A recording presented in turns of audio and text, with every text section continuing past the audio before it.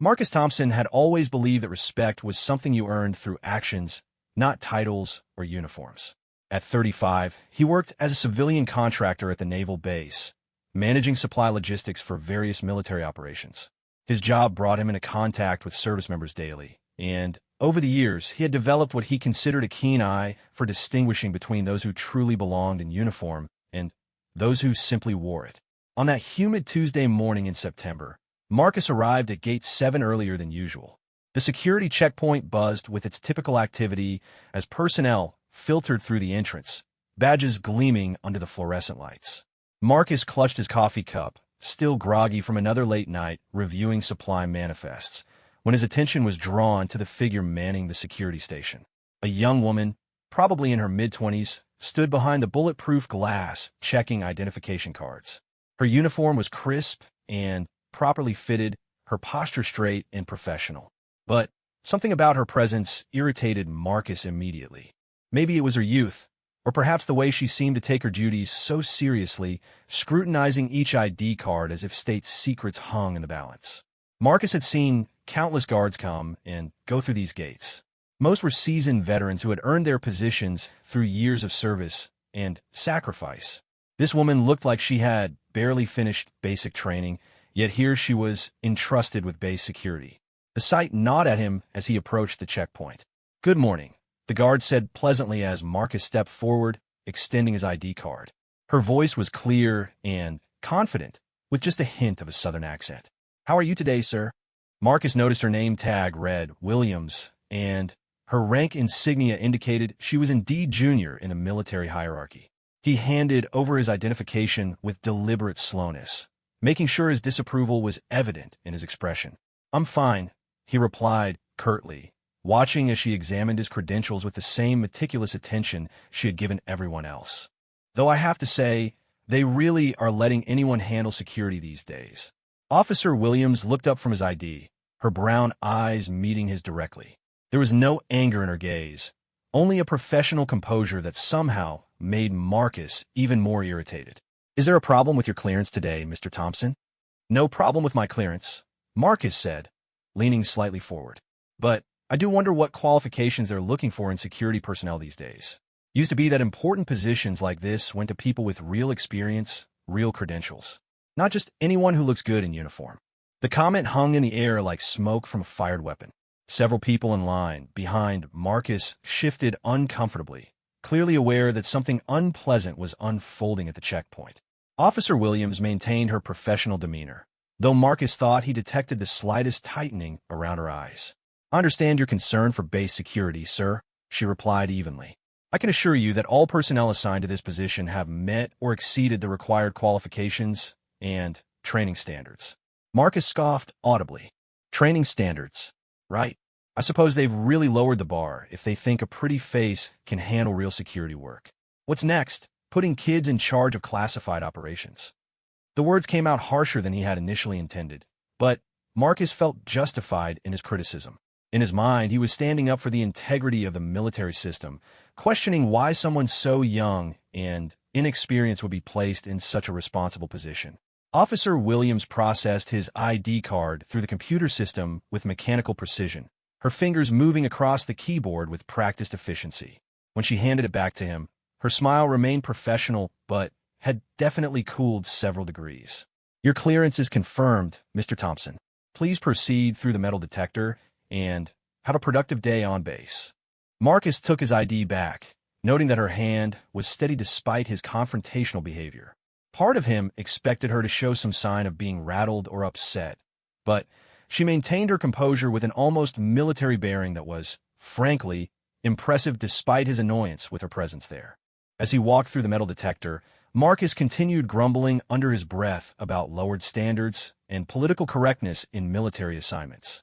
He convinced himself that his comments had been necessary, a way of ensuring that security remained tight, and that only qualified personnel were entrusted with important responsibilities. What Marcus didn't know was that his encounter with Officer Williams had been observed by several other personnel who knew her real identity and background. Among them was Staff Sergeant Rodriguez, who had been processing through the adjacent security line and had overheard the entire exchange.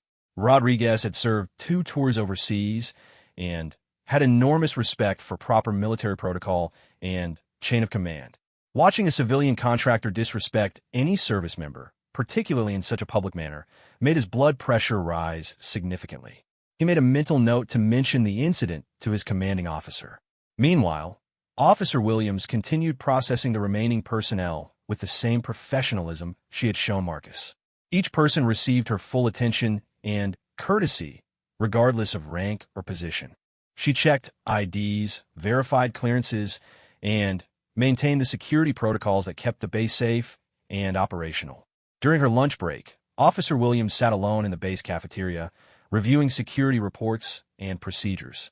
She had learned early in her military career to let inappropriate comments and disrespectful behavior roll off her back. The service was still a male-dominated environment in many ways, and she had encountered her share of individuals who questioned her presence or capabilities based solely on her appearance or gender. What bothered her more than Marcus's rudeness was the assumption that she hadn't earned her position through merit and qualifications. She thought about her journey to this posting, the years of training, education, and service that had brought her here. The sacrifices, the challenges overcome, the respect earned from colleagues and superiors alike. That afternoon, Marcus went about his usual routine of managing supply inventories and coordinating logistics for various base operations. He worked with several different military units, tracking equipment, coordinating deliveries, and ensuring that personnel had the resources they needed for training and operations. His job required him to interface with everyone from enlisted personnel to senior officers, and Marcus prided himself on his ability to work effectively within the military structure despite being a civilian. He understood hierarchy, respected rank, and generally maintained appropriate professional relationships with service members at all levels. But something about his encounter with the young security guard continued to bother him throughout the day. Maybe it was the way she had maintained her composure, or perhaps the professional manner in which she had handled his criticism. Most people would have shown some reaction to his comments, but she had remained completely unflappable. As evening approached, Marcus finished his paperwork and prepared to leave the base. The same security checkpoint that had been manned by Officer Williams in the morning was now staffed by a different guard, an older male sergeant who processed Marcus's departure with minimal conversation. Walking to his car in the parking lot, Marcus reflected on his day and the incident at the security gate. Part of him wondered if he had been too harsh in his comments to the young woman. She had, after all, been doing her job professionally and competently.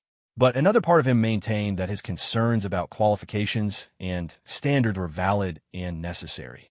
What Marcus couldn't have known was that his encounter with Officer Williams would soon lead to revelations that would fundamentally challenge his assumptions and force him to confront his own prejudices and misconceptions. The next few days would bring encounters and discoveries that would change his perspective on respect, qualifications, and the true meaning of service. As he drove home through the evening traffic, Marcus Thompson remained completely unaware that the young woman he had dismissed and criticized was about to intersect with his professional life in ways he could never have imagined. The stage was set for a series of events that would teach him profound lessons about judgment, respect, and the dangerous nature of assumptions based on appearances alone. The base continued its operations through the night, with Officer Williams completing her shift with the same dedication and professionalism she brought to every duty assignment.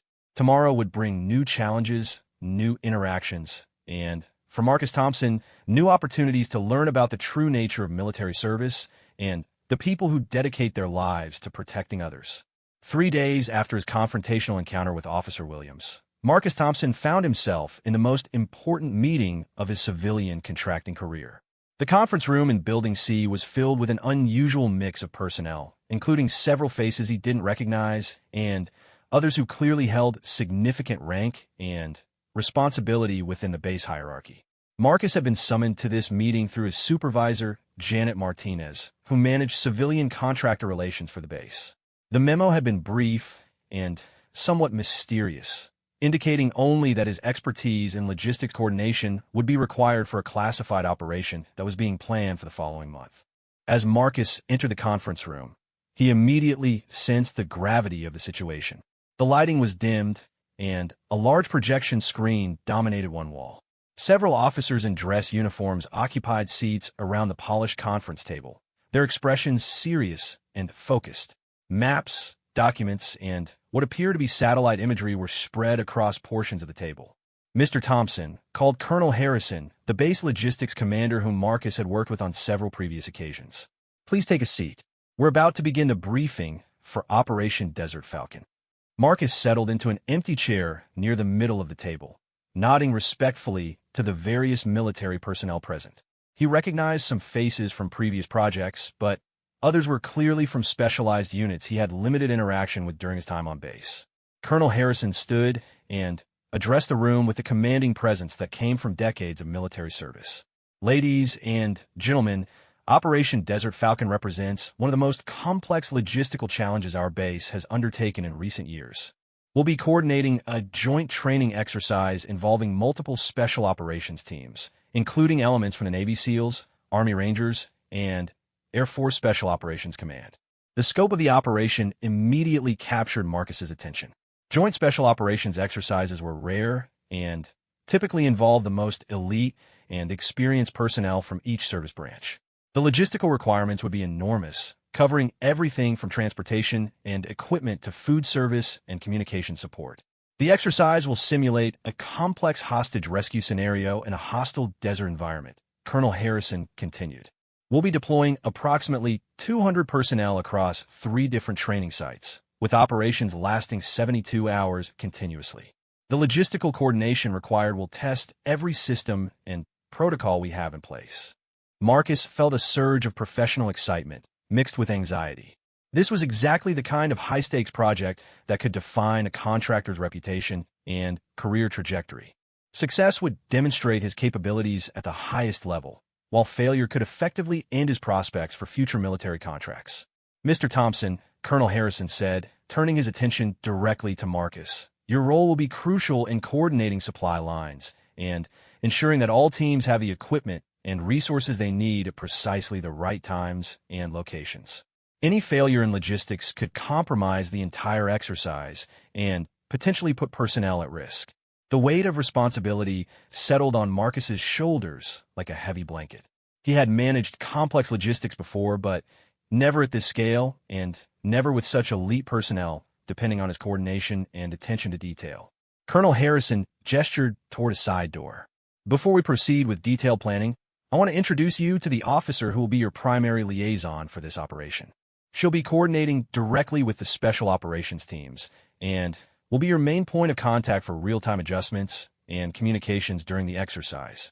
Marcus straightened in his chair, preparing to meet another senior officer with whom he would need to establish a productive working relationship.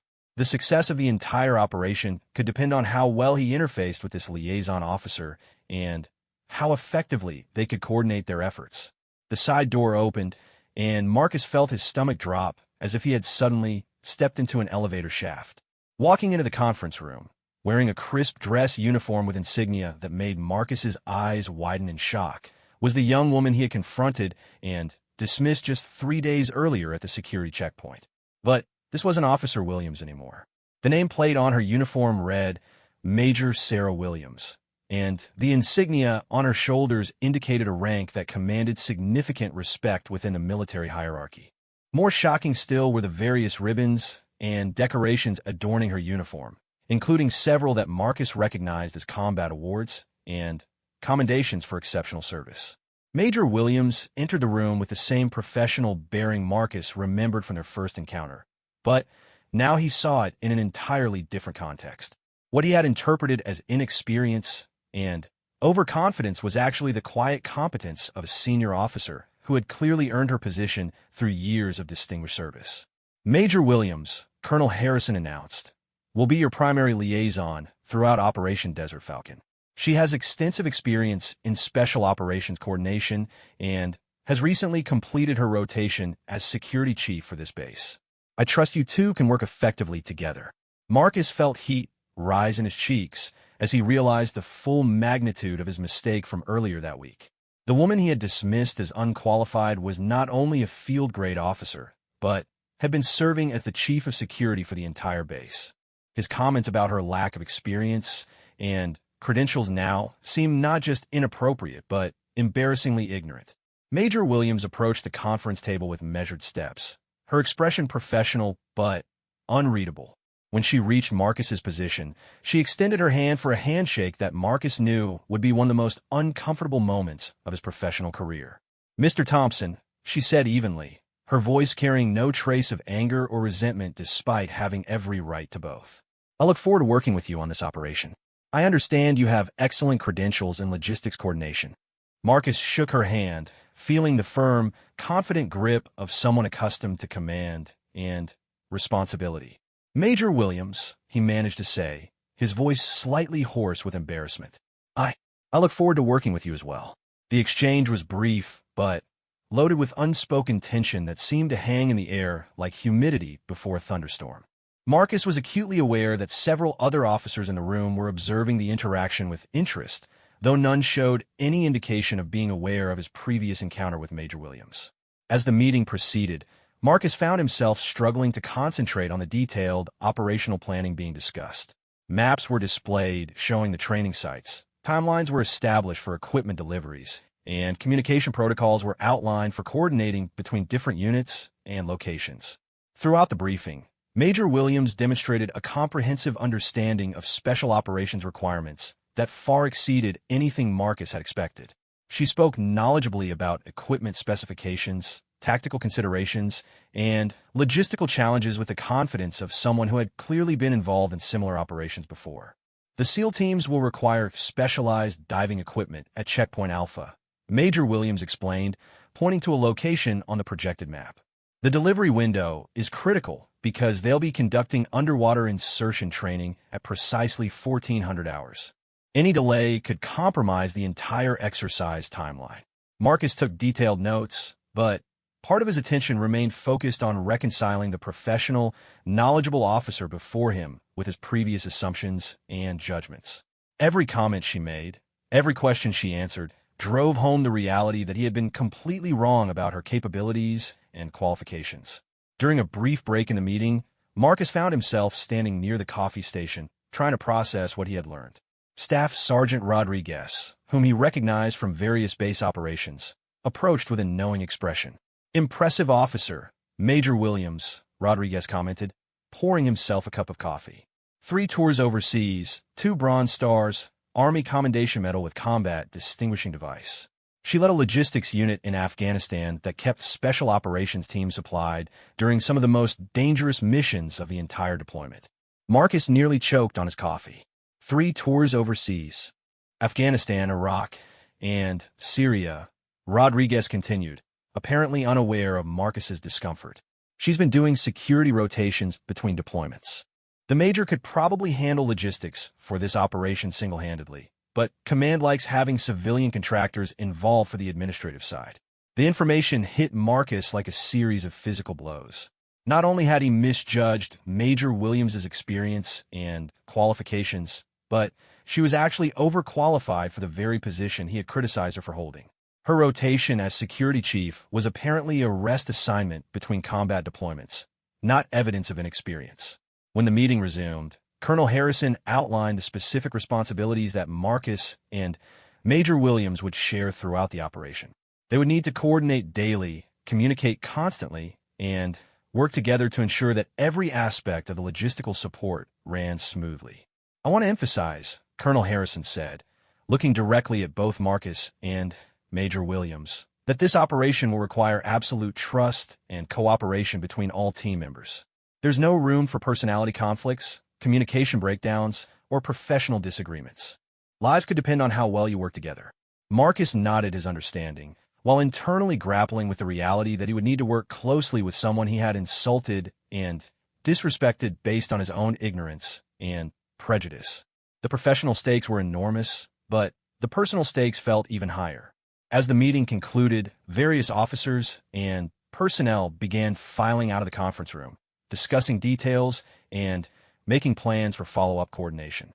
Marcus gathered his notes and prepared to leave, but he knew that he needed to address the elephant in the room with Major Williams before their working relationship could proceed effectively. Major Williams was organizing her own materials when Marcus approached her near the conference table. The room had mostly emptied, providing an opportunity for a private conversation that Marcus knew would be difficult but necessary. "Major Williams," he began, his voice carrying a humility that was unfamiliar to him. "I think we need to discuss our previous encounter." She looked up from her papers, her brown eyes meeting his with the same direct gaze he remembered from the security checkpoint. "Mr. Thompson, I'm not sure what you're referring to. I'm focused on the success of Operation Desert Falcon." Her response was diplomatically perfect, offering him a way to avoid addressing his behavior while making it clear that she was prepared to work professionally regardless of their personal history. But Marcus knew that leaving the issue unaddressed would create tension that could undermine their working relationship and potentially compromise the operation. "I was out of line," he said simply, the words carrying more weight than he had expected. "I made assumptions and comments that were inappropriate and unfair. I owe you an apology." Major Williams studied his face for a moment, as if evaluating the sincerity of his words. "Apology accepted, Mr. Thompson. Now, can we focus on ensuring that our special operations teams have everything they need to complete their training successfully?" Her grace in handling the situation impressed Marcus almost as much as learning about her combat record and professional qualifications. She could have embarrassed him, reported his behavior, or made their working relationship difficult.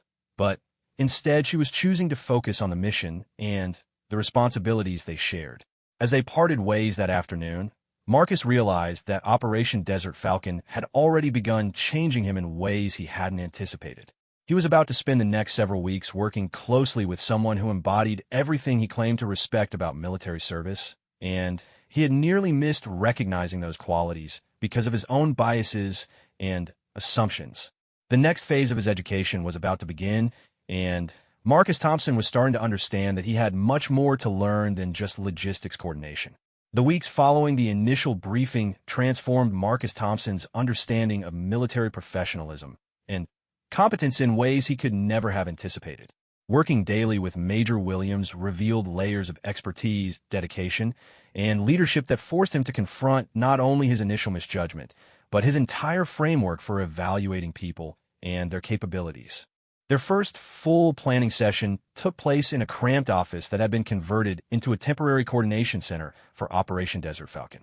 Maps covered every available wall surface, and multiple computer workstations hummed with activity as various personnel input data and tracked the complex logistics required for the exercise.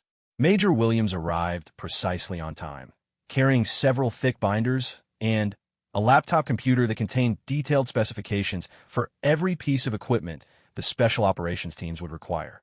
Marcus had prepared extensively for the meeting, reviewing supply catalogs and coordinating with vendors, but he quickly realized that his preparation paled in comparison to the thoroughness of Major Williams's planning. "The SEAL teams will need specialized rebreathers for the underwater insertion phase," she began, opening one of her binders to a section marked with numerous colored tabs. "Standard scuba equipment won't work for this exercise because they need to remain submerged for extended periods without creating bubble trails that would compromise their position." Marcus took careful notes, impressed by the level of detail in her planning. "I can coordinate with our diving equipment suppliers, but this type of specialized gear might require special ordering. What's our timeline for delivery?" 6 weeks from today," Major Williams replied without hesitation. "But we'll also need backup equipment in case of failures, and the teams will need 2 days for equipment familiarization before the exercise begins. That gives us approximately 4 weeks to have everything in place and tested." The conversation continued for 3 hours, covering everything from ammunition specifications to field ration requirements. Marcus found himself constantly impressed by Major Williams's comprehensive knowledge of operational requirements and her ability to anticipate potential problems before they occurred. "The Rangers will be conducting night operations using thermal imaging equipment," she explained, referring to another section of her planning materials. "The ambient temperature in the desert drops significantly after sunset, which can affect the reliability of some thermal devices. We'll need equipment that's rated for temperature variations of at least 40 degrees Fahrenheit."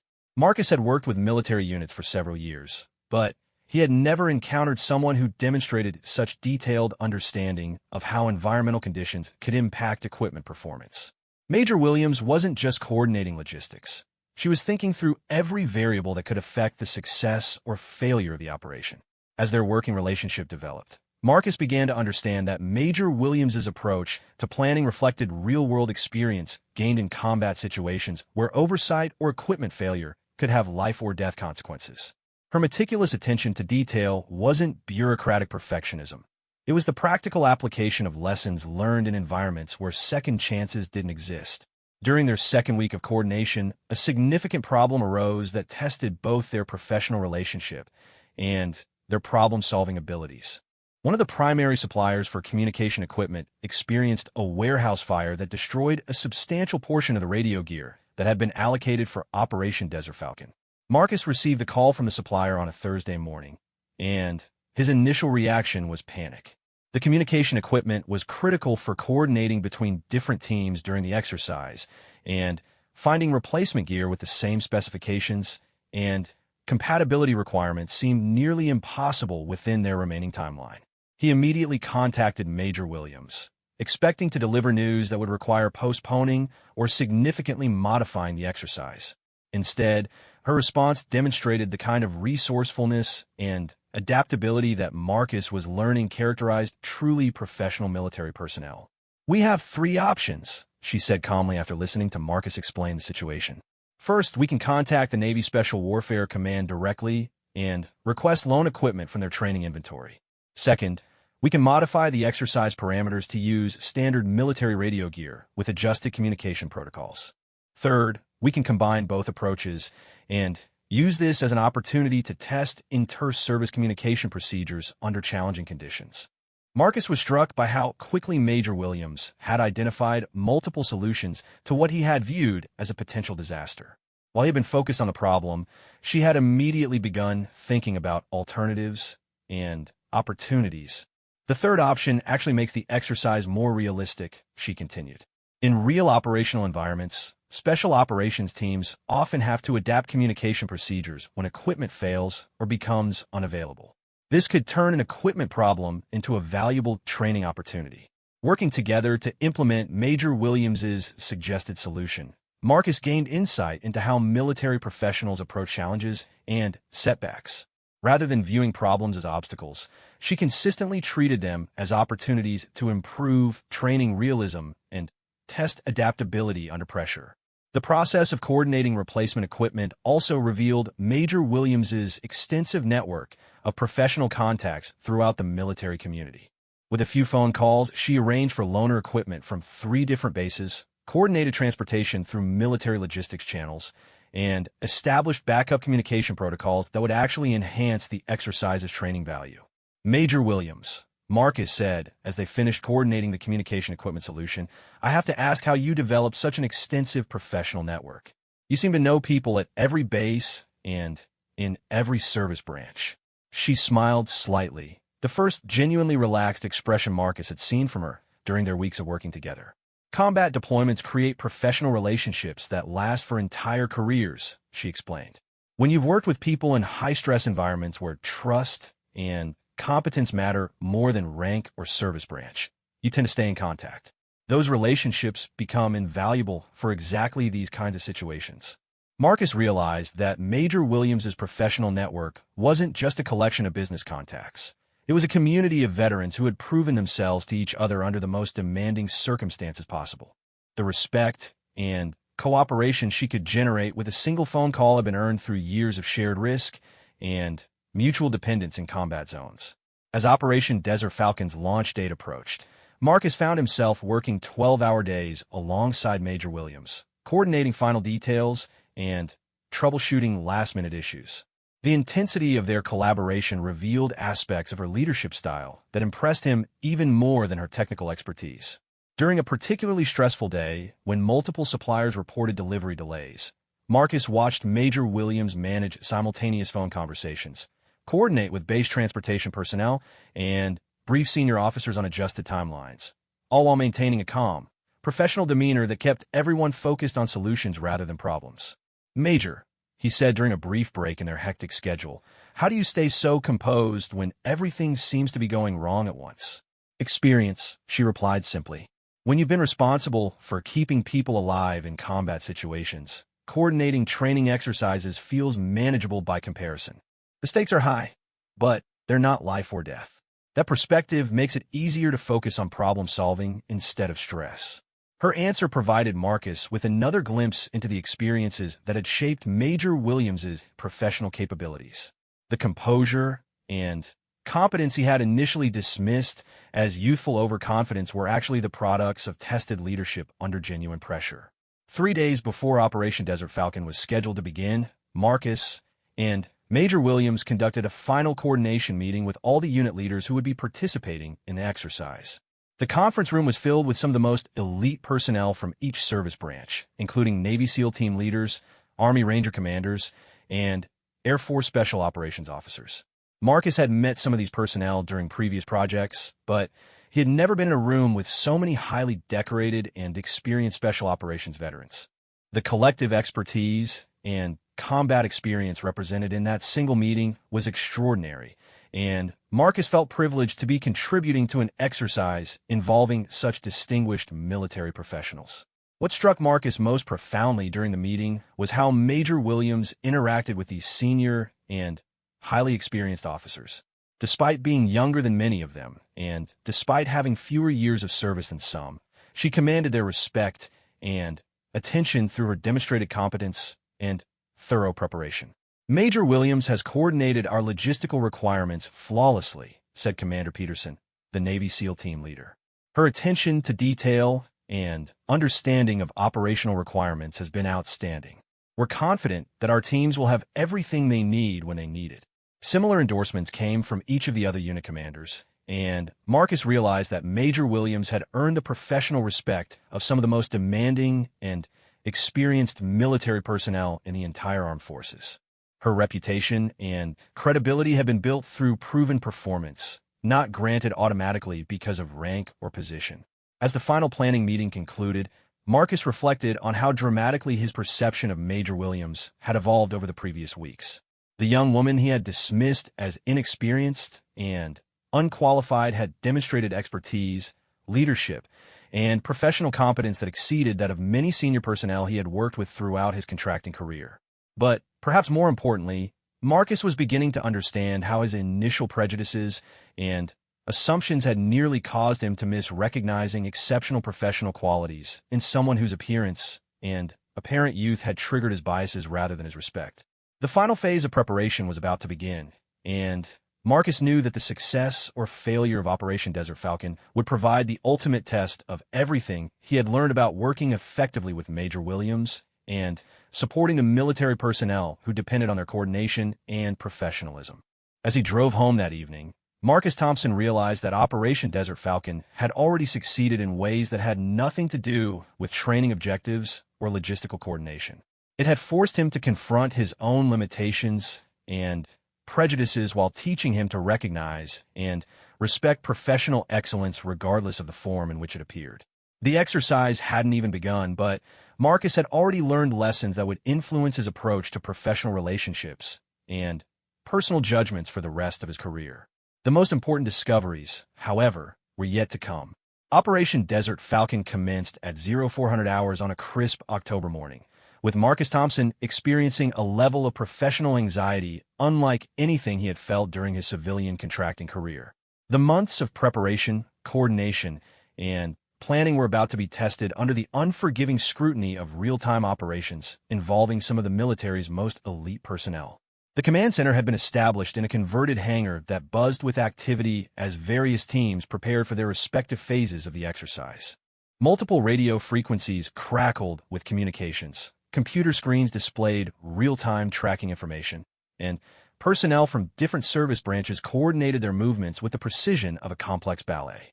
Marcus arrived at the command center 30 minutes before his scheduled shift, carrying thermoses of coffee and determined to ensure that no logistical detail would compromise the exercise.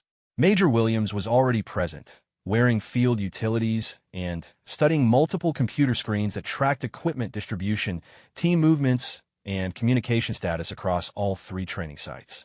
"Good morning, Mr. Thompson," she said without looking away from her monitors. "All teams are proceeding on schedule, and equipment distribution has been completed according to plan." The SEAL teams began their underwater insertion phase 20 minutes ago. Marcus settled into his assigned workstation, immediately pulling up supply tracking systems and communication protocols. Despite months of preparation, the reality of coordinating logistics for live special operations training felt overwhelming in its complexity and stakes. How can we monitor their progress during the underwater phase? Marcus asked, genuinely curious about how special operations teams maintain coordination during the most challenging aspects of their training. Limited communication during submersion, Major Williams explained, pointing to a tactical display that showed approximate team positions. They'll surface briefly at predetermined intervals to confirm position and timing, but underwater, they're operating on predetermined plans and individual team coordination. The precision required for such operations impressed Marcus tremendously. Unlike civilian logistics where delays and adjustments were common and manageable, military operations demanded adherence to exact timelines and specifications that left little room for error or improvisation. Throughout the morning, Marcus watched Major Williams coordinate between multiple teams while simultaneously monitoring equipment status, communication protocols, and timeline adherence. Her ability to track dozens of variables simultaneously while maintaining clear communication with field personnel demonstrated a level of multitasking and situational awareness that Marcus had rarely encountered in any professional environment. Sierra Team reports successful insertion at Checkpoint Alpha. Came a radio transmission at approximately 0830 hours. Proceeding to Phase 2 objectives on schedule. Major Williams acknowledged the transmission while updating tracking systems and checking equipment status for the next phase of operations. Charlie Team will need additional climbing gear at Checkpoint Bravo in approximately 40 minutes, she informed Marcus. Can you confirm the delivery is proceeding on schedule? Marcus checked his logistics tracking system and coordinated with the transportation team responsible for equipment delivery to remote locations. Confirmed. Vehicle 2 is en route and will arrive at Checkpoint Bravo in 35 minutes. The coordination required constant attention and communication, but Marcus found himself impressed by how smoothly the various systems and protocols functioned under pressure. Every aspect of the operation had been planned with contingencies and backup systems that prevented small problems from becoming major disruptions. At approximately 1100 hours, the first significant challenge of the exercise occurred when Alpha Team reported equipment malfunction during their desert navigation phase. Their primary GPS unit had failed, and backup navigation equipment was providing inconsistent readings due to atmospheric interference. Marcus watched Major Williams respond to the situation with calm efficiency that demonstrated her combat experience and leadership capabilities under pressure. Rather than viewing the equipment failure as a problem, she immediately began coordinating solutions that would maintain training realism while ensuring team safety. Alpha Team, this is command, she transmitted. Switch to manual navigation protocols using map and compass backup.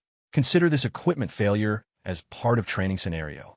Checkpoint Charlie has been relocated to accommodate adjusted navigation requirements. Within minutes, Major Williams had coordinated with exercise controllers to modify objectives and timelines that would turn equipment failure into additional training value.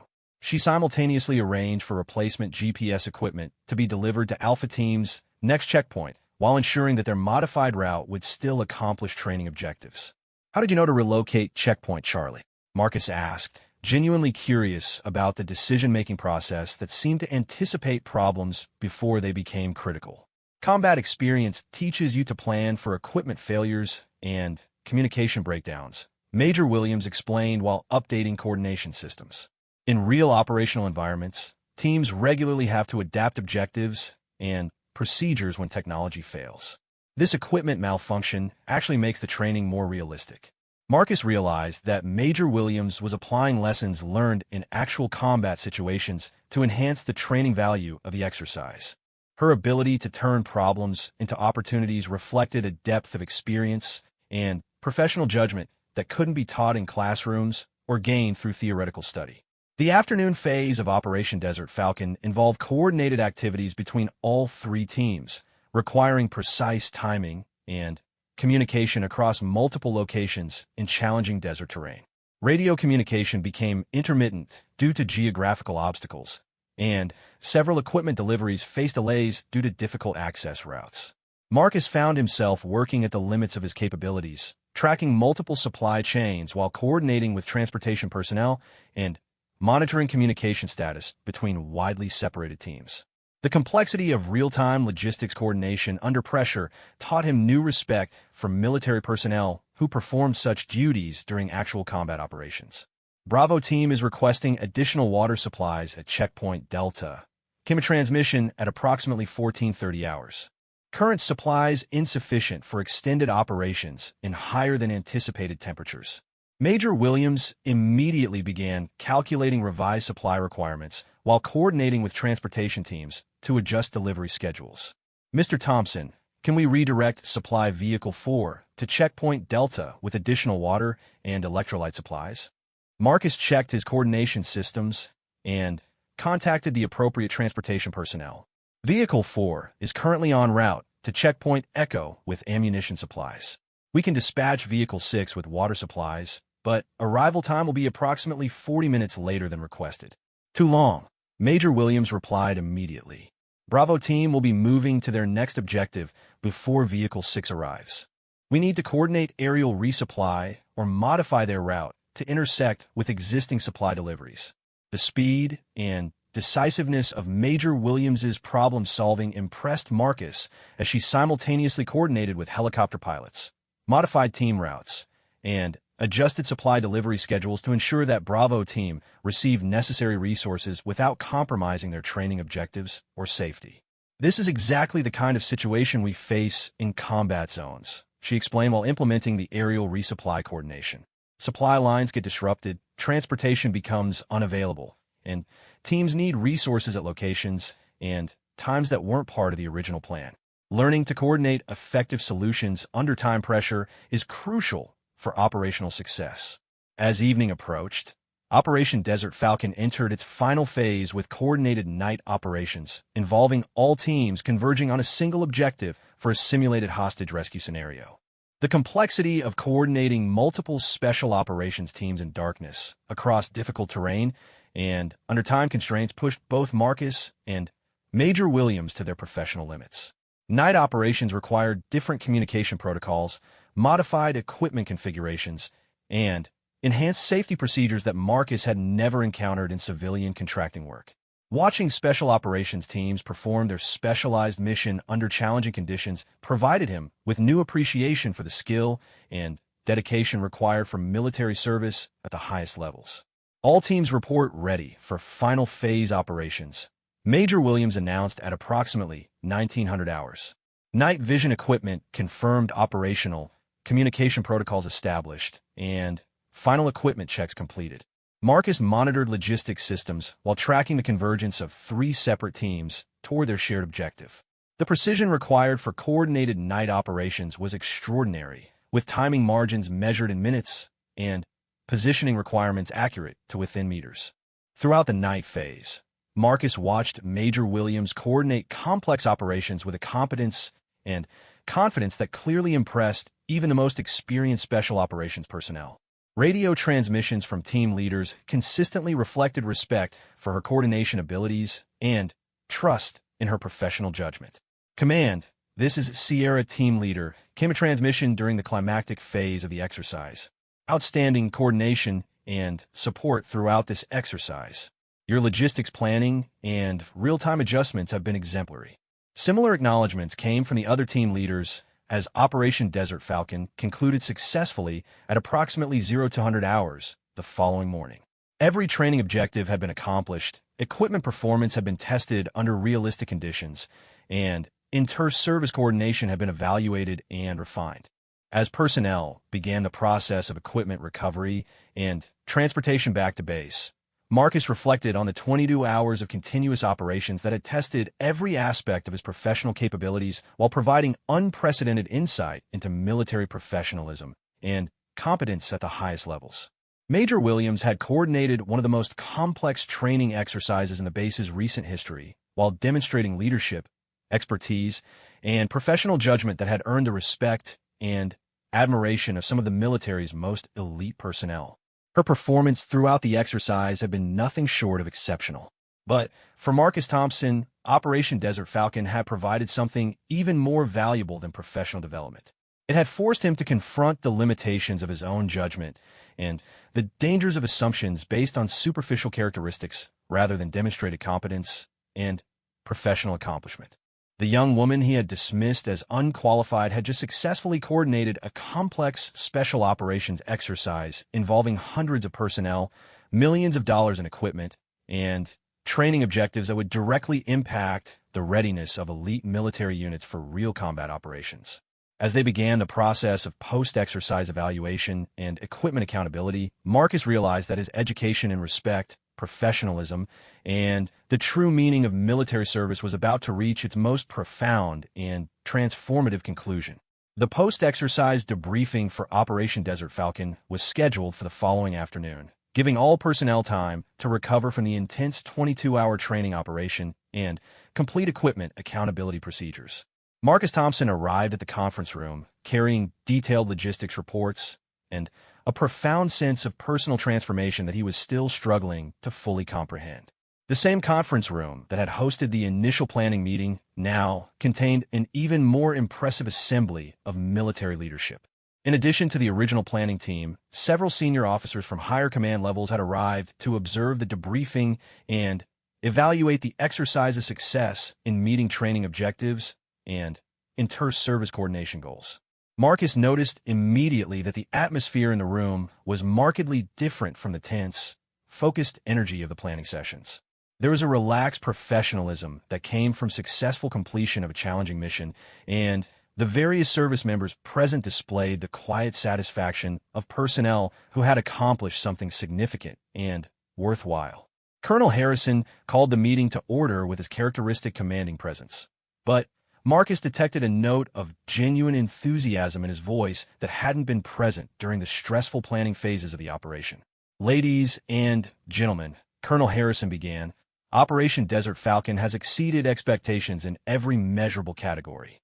Training objectives were not only met but surpassed, equipment performance was validated under realistic conditions, and inter-service coordination protocols were refined and improved through practical application." The colonel gestured toward a large display screen that showed statistical summaries of the exercise results. Response times, coordination effectiveness, equipment reliability, and training value assessments all indicated performance levels that were exceptional even by special operations standards. The success of this exercise reflects the outstanding professionalism and dedication of every person involved, Colonel Harrison continued. But I want to specifically recognize the logistics coordination that made this complex operation possible. The seamless support provided to our special operations teams was absolutely crucial to achieving our training objectives. Marcus felt a surge of professional pride, knowing that his contributions to the exercise had been significant and valuable. But his satisfaction was immediately tempered by the awareness that the true architect of the logistics success had been Major Williams, whose expertise and leadership had been the foundation for everything that had worked effectively. "Major Williams," Colonel Harrison said, turning his attention to the officer who had coordinated the entire exercise with such exceptional competence. "Your planning and execution of logistics support for Operation Desert Falcon represents the finest example of special operations coordination I have observed in my 30-year career." The room fell silent as Colonel Harrison's words registered with everyone present. A 30-year career encompassed multiple combat deployments, numerous complex operations, and exposure to the military's most capable and experienced personnel. For such a senior officer to describe Major Williams's performance in such superlative terms carried enormous weight and significance. Furthermore, Colonel Harrison continued, "I have received unanimous feedback from all participating unit commanders praising not only your technical competence, but your adaptability, leadership, and professional judgment under pressure. You have brought credit to yourself, this base, and the United States military." Marcus watched Major Williams receive this recognition with the same professional composure she had displayed throughout their weeks of working together. She accepted the praise graciously, but without the self-consciousness that many people would have shown when receiving such public recognition from senior leadership. But Colonel Harrison wasn't finished with his recognition of Major Williams's exceptional performance. Based on the success of Operation Desert Falcon and your demonstrated leadership capabilities, I am recommending you for promotion to Lieutenant Colonel and assignment as Deputy Commander for Special Operations Coordination at the regional level." The announcement created a stir of approval and congratulation throughout the room. Marcus realized that he was witnessing a career milestone for someone whose professional capabilities he had initially failed to recognize or respect. Major Williams was being promoted and assigned to a position of even greater responsibility based on her demonstrated excellence and leadership. As the formal debriefing continued with detailed analysis of exercise components and lessons learned, Marcus found himself reflecting on the journey that had brought him to this moment of recognition and understanding. The woman he had dismissively criticized for her apparent youth and inexperience was being promoted to a senior leadership position that would give her responsibility for coordinating special operations across multiple bases and service branches. During a break in the proceedings, Commander Peterson, the Navy SEAL team leader, approached Marcus with an expression that combined professional respect with something that looked like barely contained amusement. "Mr. Thompson," Commander Peterson said, "I understand you had some initial concerns about Major Williams's qualifications when you first met her." Marcus felt heat rise in his cheeks as he realized that word of his encounter with Major Williams at the security checkpoint had circulated among at least some of the military personnel involved in the exercise. "Yes, sir. I made some very poor judgments based on incomplete information." Commander Peterson's expression softened slightly. "We've all made that mistake at one time or another. The military doesn't always match people's expectations about who looks like a warrior or leader. But Major Williams is one of the finest officers I've had the privilege to work with in 15 years of special operations." The SEAL commander paused, seeming to consider his next words carefully. "What you might not know is that Major Williams volunteered for security rotation specifically to recover from injuries sustained during her last combat deployment. She was wounded by an improvised explosive device while leading a logistics convoy that came under attack in Syria." Marcus felt his stomach drop as he absorbed this information. Major Williams's assignment to base security hadn't been evidence of inexperience or lack of qualifications. It had been a recovery posting for an officer who had been wounded in combat while serving her country with distinction. The convoy she was leading was delivering critical supplies to special operations teams in forward positions, Commander Peterson continued. When they were attacked, Major Williams organized defensive positions and coordinated medical evacuation for wounded personnel while directing the successful completion of the supply mission. She was awarded the Bronze Star with Combat V for her actions that day. The revelation hit Marcus like a physical blow. Not only had he misjudged Major Williams's experience and qualifications, but he had been disrespectful to a combat veteran who had been wounded while performing the exact kind of logistics coordination that he had been privileged to support during Operation Desert Falcon. "Sir," Marcus said, his voice barely above a whisper, "I had no idea." "She doesn't talk about her combat experiences," Commander Peterson replied. "Most of us don't, unless there's a specific reason. But I thought you should understand the caliber of officer you've been working with." Major Williams could have had any assignment she wanted after recovering from her wounds. She chose to stay in logistics coordination because she believes in supporting the personnel who serve in forward positions. As the debriefing session resumed, Marcus struggled to focus on the technical discussions and statistical analyses being presented.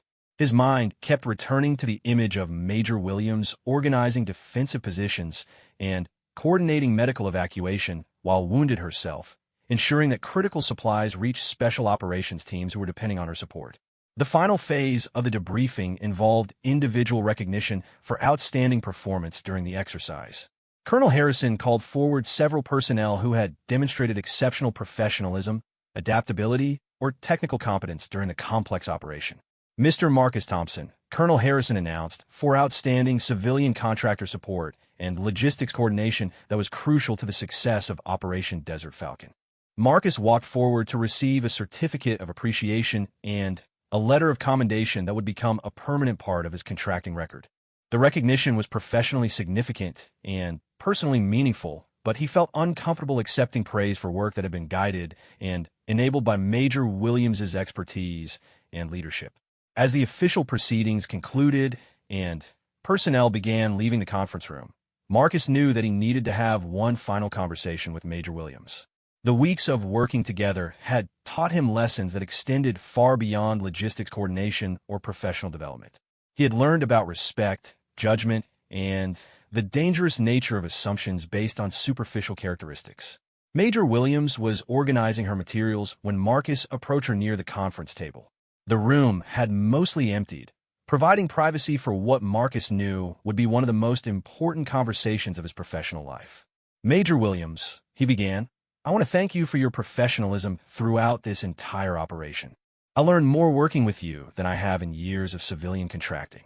She looked up from her papers with the same direct, intelligent gaze that had impressed him from their very first meeting at the security checkpoint. "Thank you, Mr. Thompson. You provided excellent support throughout the exercise. It was a pleasure working with someone who took the mission seriously." Marcus took a deep breath, knowing that what he needed to say next would be difficult but necessary.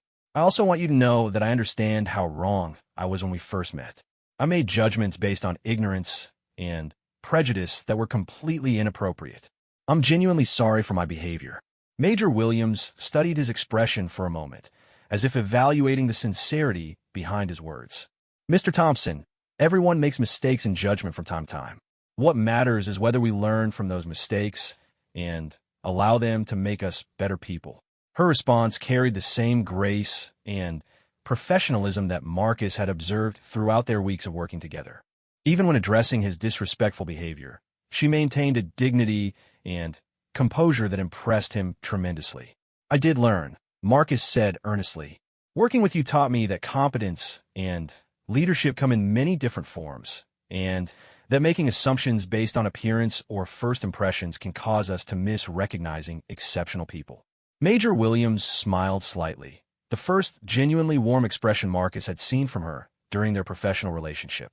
"That's a valuable lesson in any context. I'm glad our working relationship provided that opportunity for growth." As they shook hands and prepared to part ways, Marcus realized that Operation Desert Falcon had given him much more than professional development or career advancement. It had provided him with lessons about respect, judgment, and human dignity that would influence his interactions with people for the rest of his life. 6 months later, Marcus received a letter informing him that Lieutenant Colonel Sarah Williams had been assigned as Deputy Commander for Special Operations Coordination for the entire southwestern region.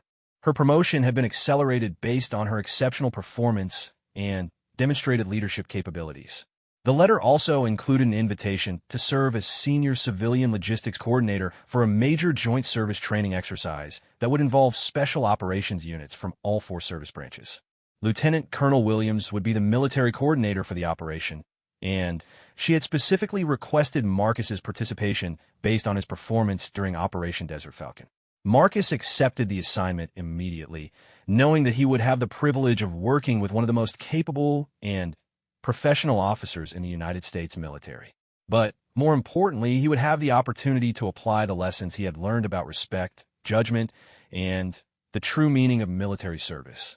As he prepared for his new assignment, Marcus Thompson reflected on the journey that had transformed his understanding of professionalism, competence, and human dignity.